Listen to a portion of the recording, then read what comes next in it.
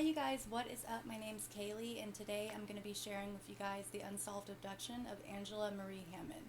If you guys have been to my channel before, welcome back, and if this is your first time, welcome. I'm very excited for you to be here. Also, I just want to say I'm sorry it's been a minute. I've just been very busy, and actually last week I was in the hospital for anemia. I just got out, so I've got a lot on my plate. If you see me looking down a lot during this video, it's because I'm looking at my notes. I just haven't had time to memorize the research since I just got out of the hospital. So I hope you guys understand. And if you hear me sniffling, it's because I have a cold, so I'm sorry about that too. Alright, with that in mind, let's get started. Okay, so Angela Marie Hammond was born on February 9th, 1971. She, at the time, was 4'11" and 120 pounds to 140 pounds, and she had brown hair and hazel eyes.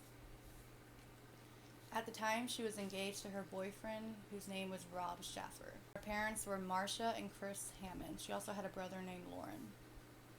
So for the first 4 years of her life, her family lived in Kansas City before relocating to Clinton, Missouri, where Marcia's parents were living at the time. And this is where Angie would grow up. Soon after the move to Clinton, Angie's brother Lauren was actually born, and apparently they were very close.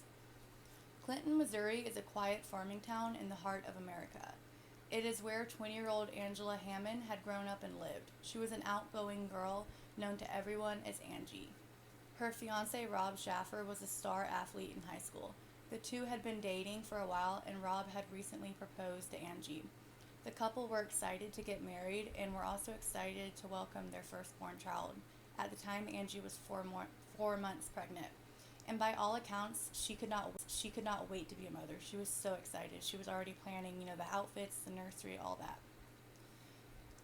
At the time, she was a college student and worked at a local bank as a clerk, and her fiance had plans to join the military to be able to better provide for his family.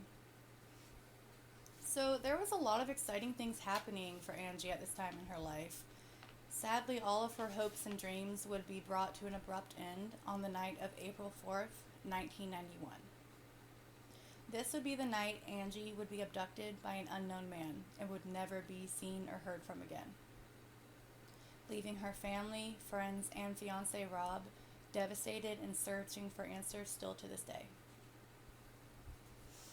So what were the events that led up to Angie's abduction that night?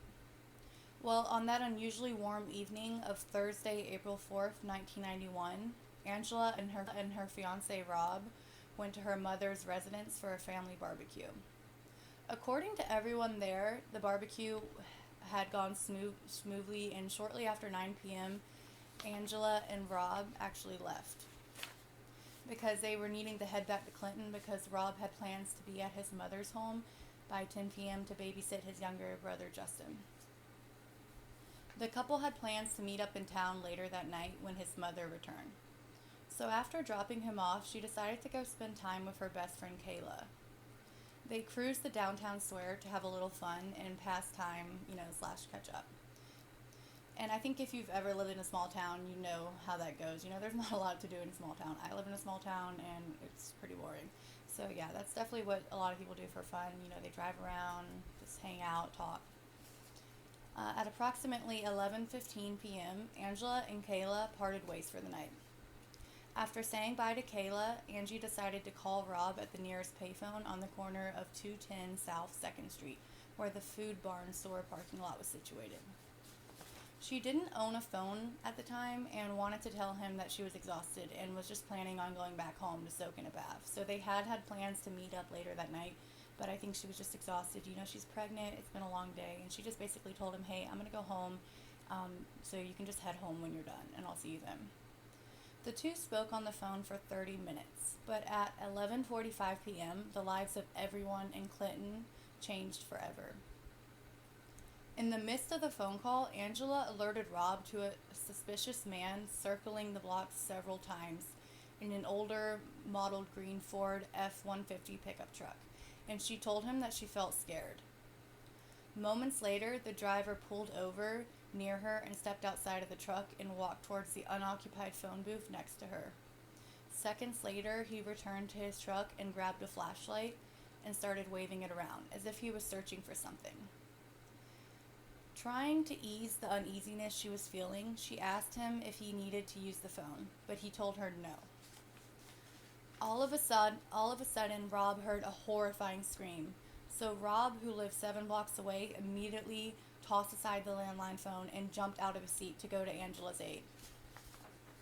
He drove towards the payphone, and as he was driving, the abductor's truck actually sped past him in the opposite direction. Somebody, possibly Angela, yelled out to him from it. He said he heard somebody yell Robbie, and it sounded like Angie's voice.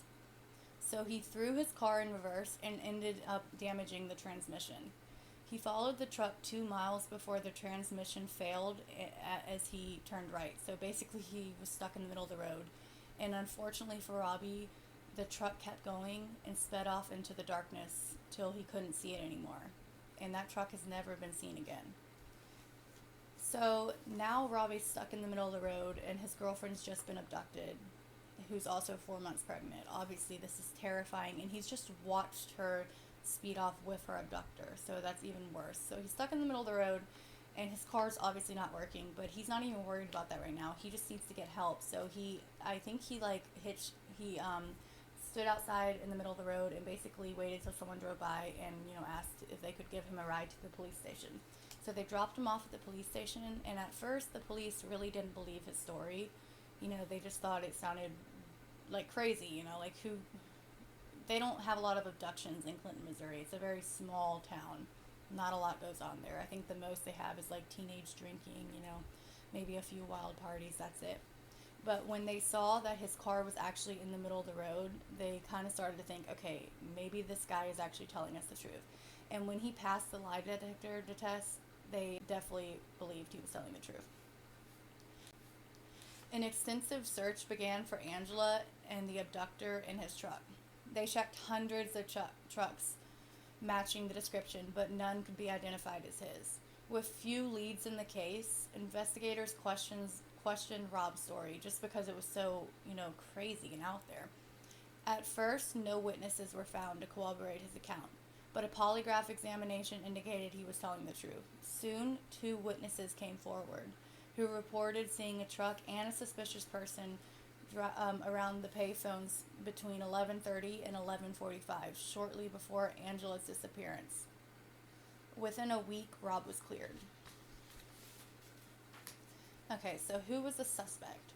According to Rob, Angela, and the witnesses, the abductor is described as an old, white-bearded man with glasses who drove a late 60s to early 70s model 2-door Ford pickup truck with the mural of a fish jumping out of water on the back window. Rumors are he may have been serial killer Kenneth McDuff, whose killing spree spanned from 1966 to 1992, but this is unconfirmed. And they don't know if this is him. They're just guessing, it's a possible lead. Also, the man that abducted Angela, she described him to Robbie on the payphone as looking very dirty and unkept. And, just having just not a good look to him. Apparently at this time there was 2 women that were actually abducted from their place of work and have never been found. Now, police were concerned that maybe the same person who took them took Angela, but I'm a little skeptical because these women were kidnapped from their place of work. Angela wasn't working at the food barn. She was just using the payphone. So it's kind of usually serial killers or people who abduct don't change their MO like that. But, it is a possible lead. But sadly there's not a lot to go on. They really don't have any leads because it was the middle of the night.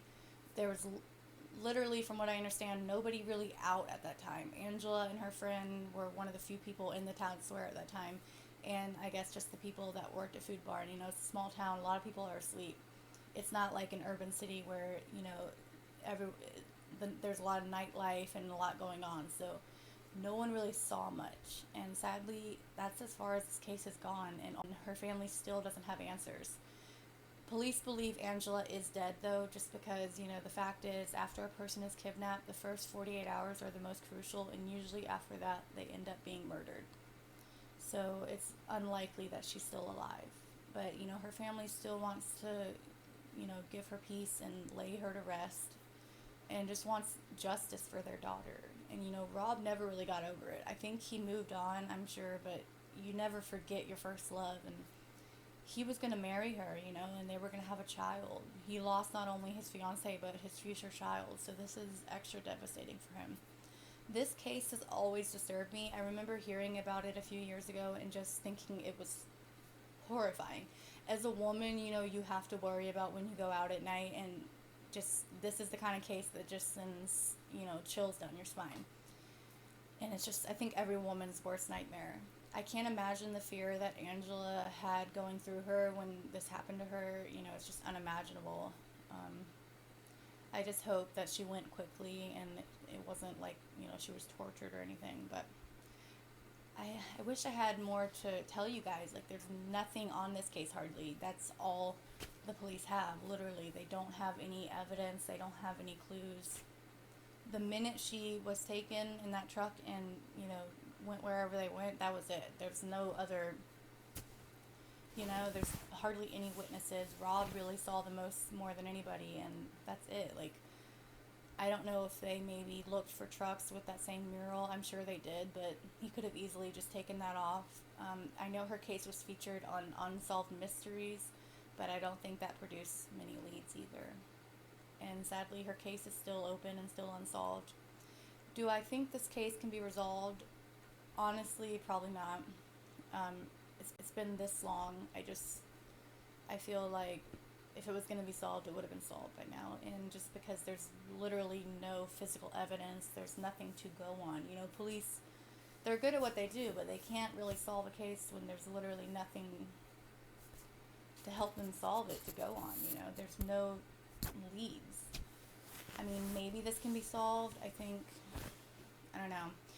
I think maybe if someone lived around there at that time and maybe knew someone that they thought was capable of this or very suspicious, then it would definitely help if they would come forward and just tell the police, Sometimes cracking a case just takes, the littlest lead or just something, information that maybe seems insignificant to someone. It really can. I've seen it help so many cases, so I hope that this case can be solved, but, I'm not positive it will. I just hope that Angela's at peace and her baby's at peace. And yeah, I just wanted to share this case with you guys. I know it's kind of short, but I definitely think it still needs to be talked about. And, she deserves to have her story told. There was more to her than what happened to her, but I definitely think getting her story of her abduction out there maybe could, help produce some leads. Anyways, I'm just so sorry this happened to her, and, stay safe out there, Alright, well, that's all I have for you guys today. I'm going to be researching another case that I have in mind.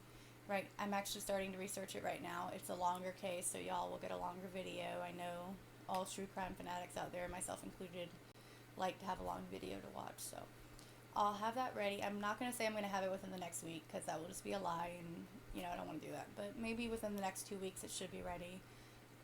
I hope you guys enjoyed this video.